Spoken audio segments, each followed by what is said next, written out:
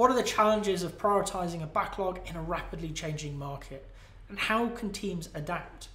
Well, the challenges of prioritizing a backlog is almost always a rapidly changing market. That's part of complex product development, is stuff changes, it's volatile.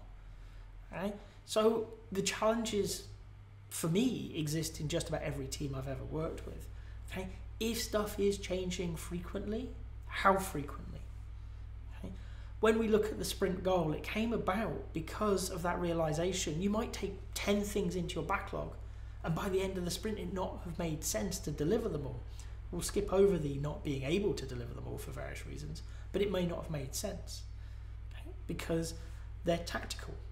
They're there to get a job done, and in doing the work of building a product, you discover that you don't need to do that stuff, or needs shift and change. But the reason why you're doing that work stays around for longer. That became the sprint goal. We've got a product goal and we've got a sprint goal. Big picture and little picture.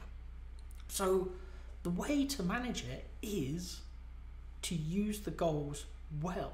Okay, what matters? Okay? In sprint planning, think about that. What actually matters here? And allow the sprint backlog to be formed around the why. We think we need to do this, this, this, and this. And as we go into the sprint, that's what we intend to do. But we may well learn that we need to do other things. If you're in a situation where that sprint goal becomes in jeopardy, you need to start looking at why. If it's a one-off, fair enough, things happen that we can't predict.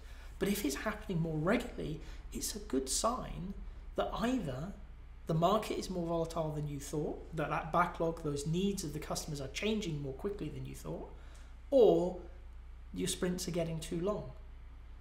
Okay. So have that chat. Can we reduce the length of our sprints? You can't always, but can we reduce it so that we can operate inside the volatility that we see? If you're working in 3-week sprints and people are changing their minds every 2 weeks, well, that's going to be too long, because you're going to plan work at the start of a sprint that you almost guarantee you won't deliver. So can you reduce it down to 2 weeks, take less work in, but get it done while it's still relevant, get it to the customer so they can give you feedback, and then iterate. If you're working well inside 2 weeks and it's not about that, it's just genuinely you need to reduce the sprint length, well, I always try, if we can, get down to 1 week sprints, because it increases the feedback cycle. So it doesn't increase, it decreases the feedback cycle. It increases the number of feedback loops that you have in a given period. In 3 months, you can have 3 1-month sprints or 13 1-week sprints, 13 opportunities to improve your product, to improve your process. Well, that is invaluable. It's not always possible, but if you can get down there, how long does the why behind what you're doing change every week? If it is changing every week, if it's so volatile that every few days what's important to work on shifts and changes, then I'll be honest, I wouldn't be looking at Scrum anymore. I'd be looking at a more Kanban flow-based thing to deal with that volatility. So you have a list of stuff. How you work with it is going to be impacted by the volatility. The backlog is going to be constantly shifting and changing. Okay? What I find though is when that becomes unmanageable, the product owner is despairing, it's because those items have become too tactical. They're tasks to be done more often than needs to fulfill.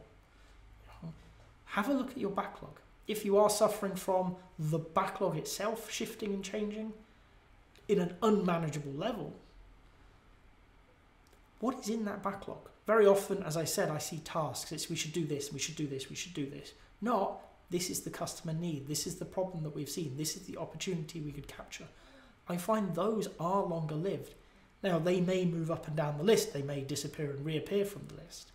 Okay? That's the nature of complex product development. Okay? But I've never seen it get to the point when you're talking about the why behind the work that it isn't around long enough to be worthwhile capturing and maintaining. Product backlogs change on a daily basis, okay? Because your understanding of what the product needs to be and how best to satisfy those needs changes on a near daily basis. Okay? But if all of your job is moving stuff up and down in a backlog, promote the work up. Think about it. What's the bigger picture item? Okay? Will that be around for longer? And as I've said, if that bigger picture item is still volatile or too volatile, is Scrum the right answer? The great thing about being a Scrum Master is we get to work with teams. We get to help them understand the Scrum framework, learn to deliver in short cycles, okay? Really help them work as a team. What we need to remember though is sometimes Scrum isn't the right answer. And as a good Scrum Master, you should be comfortable with that. It's not about making people do stuff. It's about finding the best way of working with the situation as it is. Accept reality.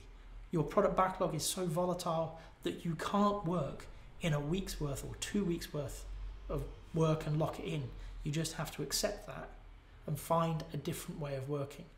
Personally, I would look at Kanban.